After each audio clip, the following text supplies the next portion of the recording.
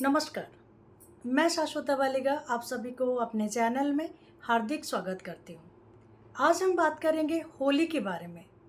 होली यानी रंगों का त्यौहार है, खुशियों का त्यौहार है। तो इस त्यौहार को हम इस साल यानी 2024 में मार्च 25 तारीख को मनाएंगे, यानी इसी महीने।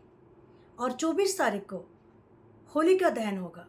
होलिका दहन की रात्रि को हम सिद्ध रात्रि मानते हैं। उस रात्रि को अगर आपने भगवान की पूजा करते हैं, मंत्र जाप करते हैं, तो उसका सिद्धि आपको 100 गुना मिलती है। उसका जो प्रभाव है, उसका जो बेनिफिट्स है, आपको 100 गुना ज़्यादा मिलती है। सो उस रात्रि में अगर आपने आपके लग्न के अनुसार मंत्रों का जाप करते हैं, स्तोत्र पाठ करते हैं, तो आपके लिए बहुत ही शुभदायी होता है।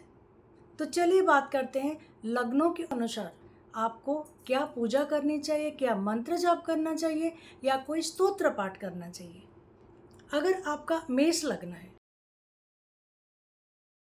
तो आपको हनुमान चालीसा पाठ करनी चाहिए और वो 11 बार पाठ करनी चाहिए लगातार। और उसके बाद एक मिट्टी के पात्र में आपने जल भर के रखिए। वो घर में भी रख सकते हैं या आपके ऑफिस में भी रख सकते हैं। और प्रत्येक दिन उस जल को चेंज करते रहना चाहिए।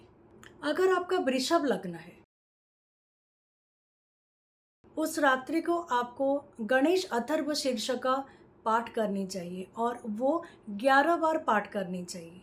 अगर आप ऐसा नहीं कर पा रहे हैं तो आप एक एकाक्षी नारियल लीजिए और उस एकाक्षी नारियल को चंदन, केसर और हल्दी देके मंत्रित करिए, पूजा करिए। और अगर आपने ऐसा नहीं कर पा रहे हैं तो आपने एक एकाक्षी नारियल लीजिए और उस नारियल को चंदन, केसर, रोली देके पूजा करिए। और उसके बाद रक्त चंदन की माला में ओम गंग गणपते नमः इस मंत्र का 11 माला जाप करिए। अगर आपका मिथुन लग्न है तो शिव जी को शिवलिंग में आपने कच्चा दूध, केसर और जल ये देके आपने अभिषेक करिए। और उसके बाद आपने ओम चंद्रशेखराय नमः इस मंत्र का जाप रुद्राक्ष के माला में 11 माला करिए। अगर आपका कर्क लग्न है तो आपने हनुमान चालीसा 11 बार पाठ करिए। अगर आपका सिंह लग्न है तो आपने रक्त चंदन के माला में गणेश गायत्री मंत्र इस मंत्र का 11 माला जाप करिए उस रात्रि को। अगर आपका कन्या लग्न है तो आपने गणेश अथर्व शीर्ष का जाप करिए एक बार। और उसके बाद आपने गणेश संकट नाशन स्तोत्र का 11 बार जाप करिए। अगर आपका तुला लग्न है तो आपने हनुमान चालीसा 11 बार पाठ करिए। अगर आपका वृश्चिक लग्न होता है तो आपने गोपाल सहस्त्र नाम का पाठ करिए।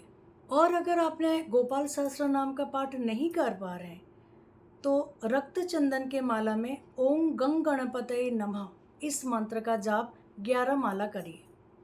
अगर आपका धनु लग्न है तो श्री सुक्तम 16 बार आपने पाठ करिए और उसके बाद गणेश अथर्व शीर्ष ये 11 बार पाठ करिए। अगर आपका मकर लग्न है तो आपने श्री सुक्तम का 16 बार पाठ करिए और उसके बाद रक्त चंदन के माला में आपने ओम हंग हनुमते नमः इस मंत्र का जाप 11 माला करिए। अगर आपने कुंभ लग्न के हैं तो आपने विष्णु सहस्त्र नाम का पाठ करिए और उसके साथ ही कार्तिकेय जी का ध्यान मंत्र जाप करिए। और अगर आप मीन लग्न के हैं तो होलिका दहन के रात्रि को आपको सुंदर कांड का पाठ करनी चाहिए। आपका जो भी लग्न है, जिस लग्न में आप जन्म लिए हैं, उस लग्न के अनुसार अगर आपने होलिका दहन के रात्रि को मंत्रों का जाप करते हैं, स्तोत्र पाठ करते हैं, तो ये आपके लिए बहुत ही अच्छा शुभदायी होने वाला है।